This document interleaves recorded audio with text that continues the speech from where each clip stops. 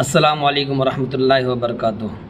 دوستوں، علامات وقف یعنی قرآن میں اس طرح کی نشانیاں اور علامات ہوتے ہیں تو اکثر لوگوں کو پتہ نہیں ہوتا کہ یہ کیوں آتے ہیں اور اس کی وجہ کیا ہے اور یہ علامات کیا ہیں۔ آپ کے سامنے ہر ایک علامت کی تفصیل بتاؤں گا، غور سے سنیں۔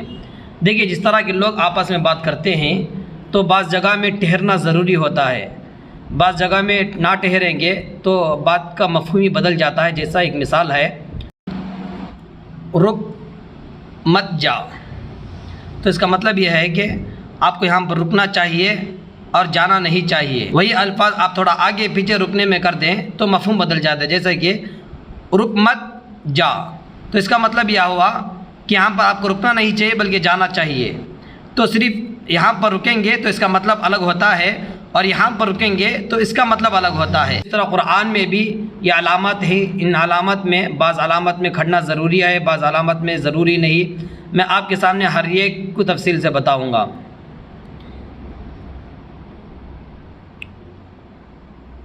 دیکھیے، یہ علامت ہے، اس علامت کو آیت کہتے ہیں۔ یہاں ٹھہرنا چاہیے۔ قرآن میں جہاں آیت ختم ہوتی ہے اس جگہ میں علامت ہوتی ہے تو اس کا مطلب یہ ہے کہ یہاں رک جائیں، یعنی سانس توڑ کر رک جائیں، دوسری سانس سے دوسری آیت شروع کر کے پڑھیں، تو اس علامت پر رکنا چاہیے۔ اور یہ علامت آیت کے مثل کے حکم کے ہے، یعنی جس طرح آیت کا حکم ہے اس طرح اس علامت پر بھی رکنا چاہیے۔ میم، یہ وقف لازم کی علامت ہے، اس پر ٹھہرنا ضروری اہم ہے۔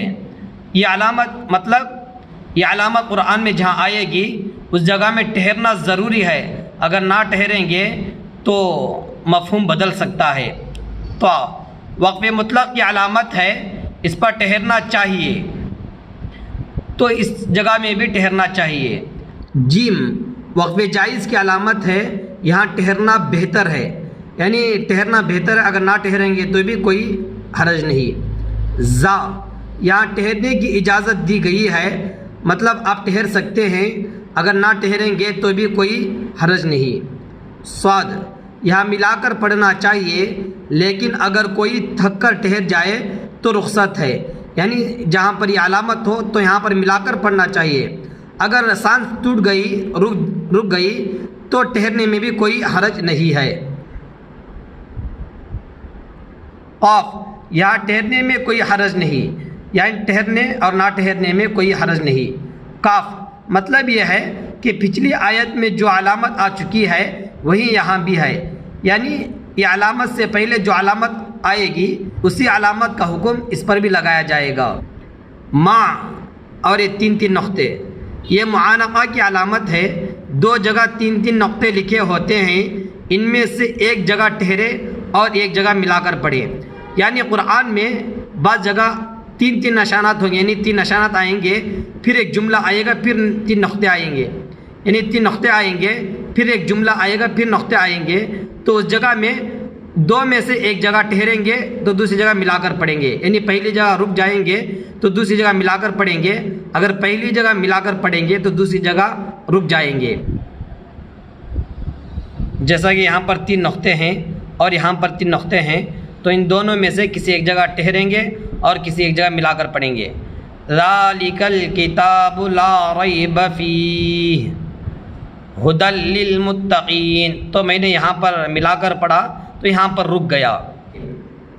قف، یہاں ٹھہر جائے تو کوئی حرج نہیں، یہاں پر بھی ٹھہرے اور نہ ٹھہرنے میں کوئی حرج نہیں ہے۔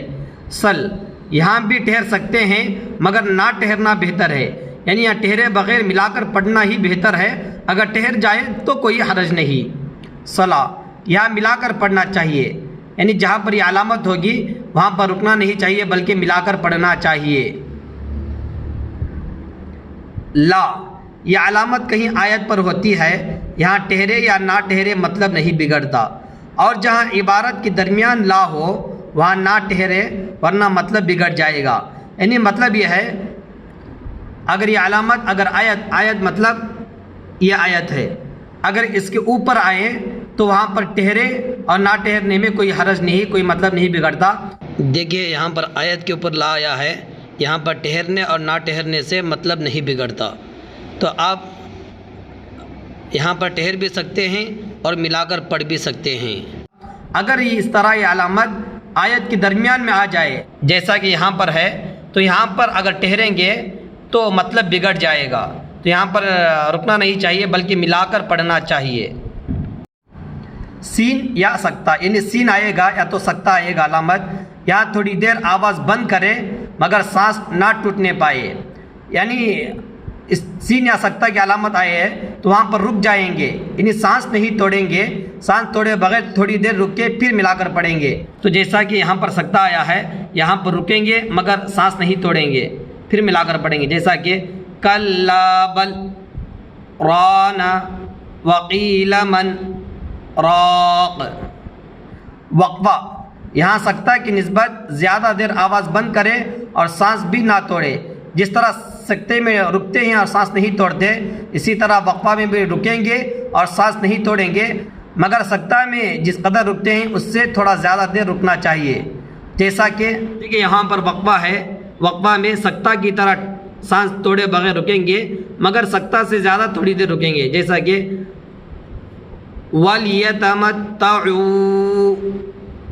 فَسَوْفَ يَعْلَمُونَ۔